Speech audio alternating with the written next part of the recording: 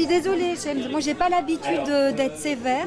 J'ai pas vu l'heure passer et c'est vrai que je suis rentré un peu plus tard, mais c'était innocent en fait. Shems s'improvise détenu le temps d'un instant. Son personnage a déjà purgé 3 ans sur les 5 que compte sa peine et aujourd'hui, il vient voir son assistante sociale. C'est un peu difficile de se mettre dans la peau d'un détenu quand on n'a pas vécu cette expérience, mais c'est vrai que en pensant que le parcours il est tellement difficile, si on a été écarté de la socialisation, en fait, de rencontrer d'autres personnes, des administrations, j'ai l'impression que ça peut être difficile d'être en face de la personne pour essayer de trouver en fait sa piste ou sa voie en fait.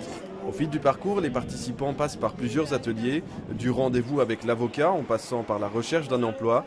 L'idée est de rendre compte des étapes obligatoires après la prison. C'est quelque chose qui touche les détenus et les ex-détenus parce que finalement la question se pose, est-ce qu'il y a réellement une possible réintégration dans la société lorsqu'on voit qu'il y a beaucoup de récidives, il y a énormément de gens qui ne trouvent pas de travail, pas d'emploi, qui ne trouvent pas de logement parce qu'ils sont labellisés ex-détenus.